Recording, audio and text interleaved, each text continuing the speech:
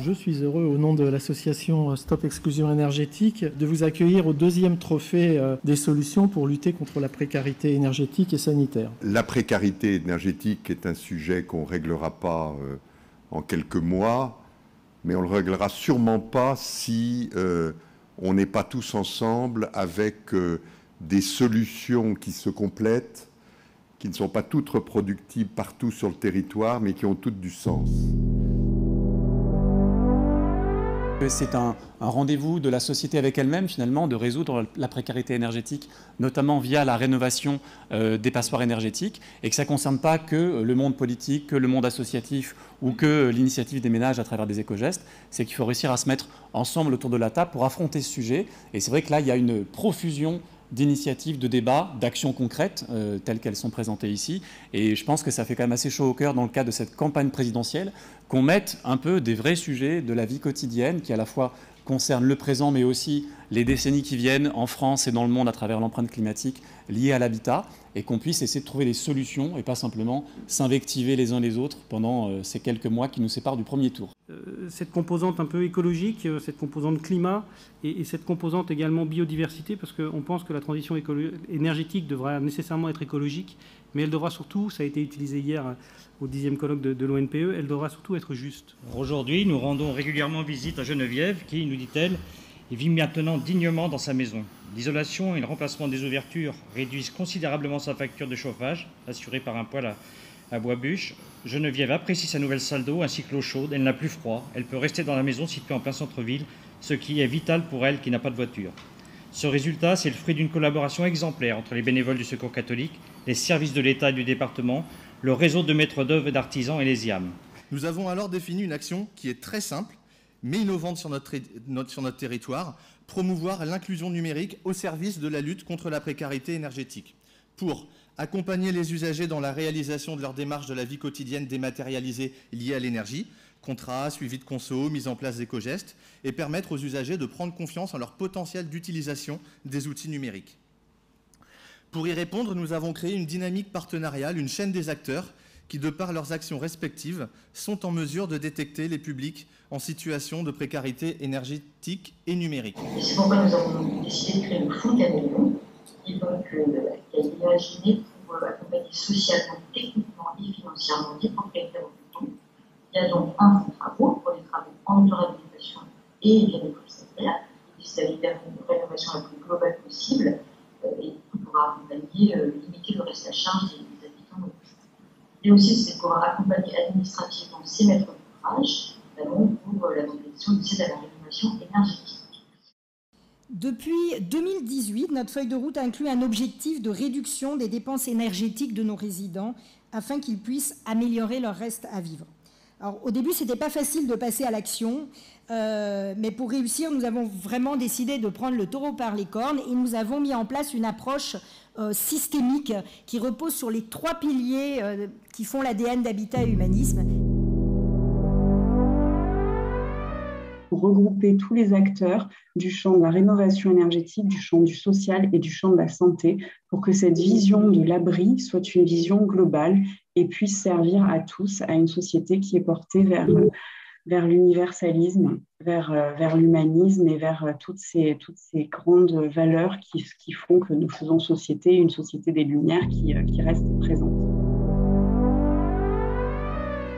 Ce passage à l'action, on a décidé de l'aborder de manière ludique et positive pour inclure un maximum de personnes et avoir un maximum d'impact.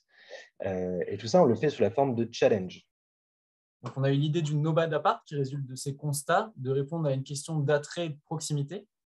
Donc, l'idée, c'était de vous présenter un lieu mobile d'accompagnement. Donc, l'idée, c'est vraiment d'aller vers les ménages en situation de précarité énergétique, d'abord dans le nord des Yvelines et en partenariat avec les acteurs de l'accompagnement social pour que le ciblage soit cohérent. Et on ne peut pas réussir la transformation des logements sans parler de santé publique. Je vous donne juste ce chiffre rapide, c'est que les déterminants de la santé publique, 55% des déterminants, alors ça vient de l'IFRES, ces sources, viennent des conditions socio-économiques, c'est-à-dire le logement, l'alimentation.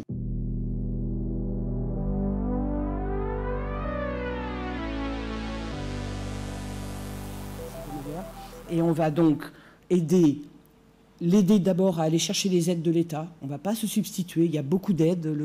Le ministère a mis énormément d'argent sur la table. Il faut juste aider ces gens-là à savoir à quoi ils ont le droit, à les aider à monter le dossier, à faire le dossier, à aller chercher les certificats d'économie d'énergie, à aller chercher ma prime rénov'. Donc tout ça, évidemment, on va le faire pour elle et avec elle. Et puis derrière, on va, avec notre maître d'œuvre, dérouler les travaux chez elle, faire le chantier et évidemment prendre à notre charge. La Fondation payera le reste à charge. Donc ça sera une opération à coût zéro pour cette famille que l'on prend en exemple. Comme il faut massifier la rénovation énergétique, on a besoin de collaborateurs, on a besoin d'artisans. Donc on a également fondé une Helio Academy. Avec cette académie, on forme à la fois nos collaborateurs, mais on forme également les artisans. On les accompagne notamment sur tout ce qui est réglementaire, sur toutes les aides, et on les accompagne donc dans leur chantier, dans leurs travaux. Et une communauté de communes qui a élaboré un plan climat, air, énergie territoriale très ambitieux ces derniers mois, avec la mise en place d'actions très concrètes, bien sûr en direction de la précarité énergétique, et notamment la mise en place d'une plateforme de rénovation énergétique de l'habitat, qui depuis 2016 est souvent cité un exemple en Nouvelle-Aquitaine, pour avoir réussi à accompagner plus de 2000 foyers, ménages, et surtout réhabiliter 400 bâtiments qui étaient des passoires énergétiques et qui sont devenus aujourd'hui des bâtiments exemplaires. On a nommé des référents, 12 référents sur toute la France, et on a formé 200 collaborateurs qui sont en contact quotidien avec les clients, pour qu'ils puissent mieux détecter ces publics, mieux les accompagner, les aiguiller dans toutes les dimensions que peut prendre la précarité énergétique. Donc, dans l'exercice de notre métier d'énergéticien, on prend ce sujet à bras-le-corps et on essaie de bien le gérer. Le ménage devient un acteur. Voilà, c'est important. Et à cette occasion, en plus, on peut vraiment caractériser la typologie du sujet. Donc, soit il y a des actions d'urgence à faire avec les compagnons bâtisseurs, soit il y a des difficultés financières, là, si on mobilise les services de la ville ou de l'État, soit c'est une maison, donc, et ça rentre dans le processus du PREP dont on a déjà parlé. Voilà. Et quand c'est d'autres logements, on organise un rendez-vous avec une permanence classique de la LEC MVE.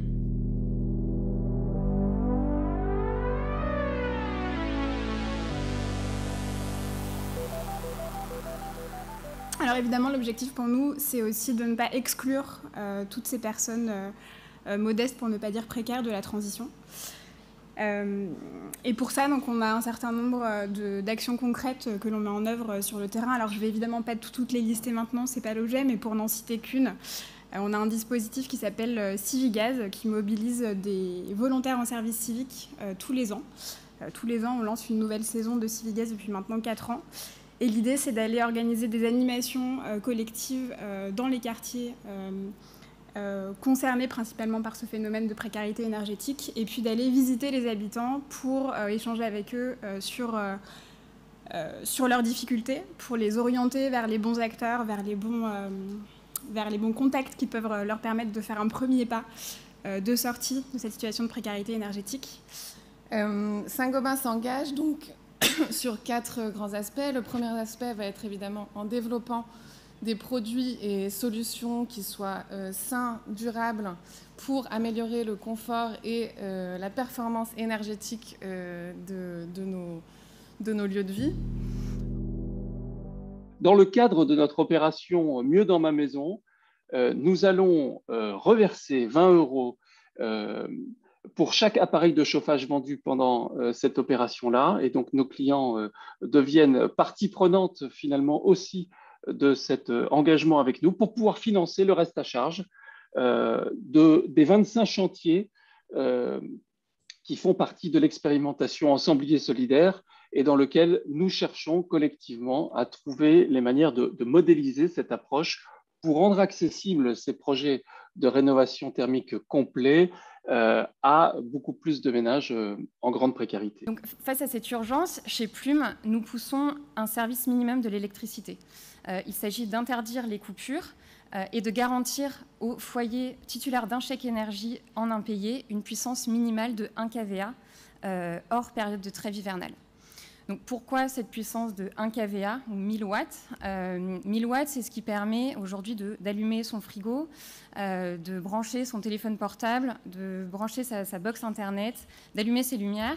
Donc c'est pas du luxe, hein, clairement, c'est vraiment pas une situation très confortable, mais pour autant, ça assure le minimum vital et puis ça permet de maintenir le lien social.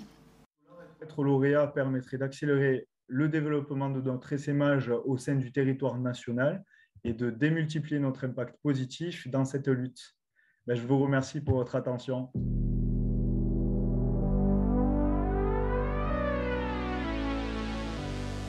On apprend beaucoup quand on est acteur dans une entreprise comme la nôtre, du contact de ses clients, de l'échange avec ses clients. Je suis aussi très engagé avec Schneider Electric auprès de l'accès à l'énergie des populations qui n'en ont pas sur d'autres continents. On apprend beaucoup de l'humanité déjà, mais aussi de nos solutions et de la capacité d'innover. Ce n'est pas un petit supplément d'âme dans lequel nous repartirions comme avant. Et tout ça pour rappeler qu'à l'origine de la création de One Consulting, ça a été cette urgence de pouvoir participer à cette sortie de la précarité et à la mise en place des économies d'énergie. Notre engagement, il tient en une phrase, c'est de donner la possibilité à des personnes fragilisées de vivre avec et comme les autres, dans un milieu ordinaire, mais grâce à un habitat extraordinaire. Alors comment ça marche? On va aller chercher des investisseurs, on va aller chercher des particuliers solidaires grâce à l'épargne solidaire, des sociétés de gestion, des banques aussi. Et avec cet argent-là, on va construire, rénover, réhabiliter et louer des logements. Alors moi, j'ai envie de vous répondre, rénover c'est bien, mais adapter le logement, c'est encore mieux. Sur la diapo suivante, vous allez voir que notre future colocation Alzheimer, c'est notre 7e projet d'habitat inclusif en France pour des personnes dépendantes. Et notre force à nous, c'est d'adapter le lieu à chaque usage, à chaque pathologie, au fur et à mesure de l'évolution de la maladie des personnes. Donc, on s'appuie sur 2 grandes démarches. Donc, une approche collective avec des ateliers, donc c'est la slide précédente, avec des ateliers collectifs, notamment sur l'énergie et la santé, donc très coopératifs. On fait également des ateliers du faire soi-même ou faire ensemble, et des assemblées collectives basées sur l'entraide, sur les thématiques des factures, tout ce qui est pour résoudre des problèmes sur les surconsommations, etc. Ensuite, la slide suivante, on propose des accompagnements individuels aux ménages qui en ont besoin, avec des visites conseil énergie, donc avec installation de petits équipements, proposition de solutions à plus long terme, et notamment pour ceux qui en ont besoin, la slide suivante, des travaux de première nécessité, grâce à un fonds de première nécessité qu'on a mis en œuvre dans le cadre de ce projet. Donc, notre modèle économique, ça a été de dire, mais ce n'est pas les gens pauvres qui peuvent payer, qui auraient intérêt à payer.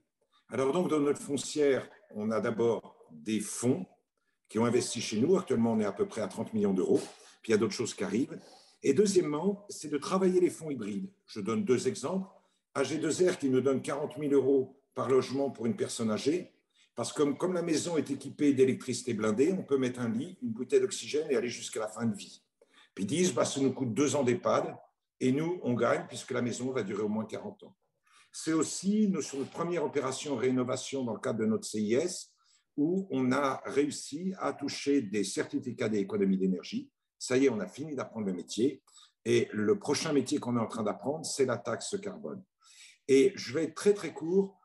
On s'adresse aussi, parce qu'on n'en parle pas assez quand on parle d'écologie, au territoire où aucun bailleur social ne va, où les gens ont besoin de logement, que ce soit des personnes âgées, des jeunes qui démarrent dans la vie, etc. Et c'est ça nos marchés particuliers. Le principe, c'est que l'occupant réalise lui-même les travaux d'amélioration dans son logement avec un encadrement professionnel. Donc, dans ce processus, Énergétique 04 apporte les compétences techniques, une assurance décennale, des solutions pour le financement du reste à charge, et le bénéficiaire, lui, en fait, va apporter de la main-d'œuvre sur son chantier. Donc, c'est une approche qui permet de travailler à la fois sur les aspects techniques liés au logement et aussi sur les aspects sociaux de la précarité. L'implication du bénéficiaire permet d'augmenter sa confiance en soi, de le remobiliser socialement. Donc, c'est une espèce de réinsertion sociale par le logement. Wavestone, qui on est d'abord? cabinet de conseil en management français indépendant, 3500 consultants. On consacre dans le cadre de notre stratégie RSE 1% de nos jours hommes en fait, pour des associations, une centaine d'associations en France, et dont depuis l'été, l'association Stop Exclusion Énergétique, qu'on est ravis d'accompagner sur la définition de ce scénario, et puis demain, plus dans la durée, dans le développement de l'association et le pilotage des nombreux projets en cours et à venir. On a un dispositif un peu particulier, on choisit une thématique, on demande aux citoyens, donc on va interroger 500 000 citoyens sur qu'est-ce qu'il faut faire sur cette thématique, et à partir de cette volonté citoyenne, après on va identifier des initiatives qu'on va accélérer pour une mise en impact pendant 2 à 3 ans. Et il s'avère que quand on a lancé la thématique de la grande cause d'environnement, il y a un consensus fort plébiscité par les citoyens autour de cette précarité énergétique. Je vais demander aux membres du jury de rester dans cette salle et les autres de vaquer à leurs occupations et de revenir par contre précisément à 5h15 ici, si vous voulez assister à l'annonce des résultats, mais aussi à l'intervention de la ministre. Et on va aussi remettre un scénario, ou plutôt la première étape d'un scénario, parce qu'après avoir travaillé sur un scénario il y a 2 ans, comment sortir 1 million de personnes de la précarité énergétique, on a tous travaillé sur l'idée comment éradiquer la précarité énergétique, et en correspondance avec l'agenda évidemment 2030.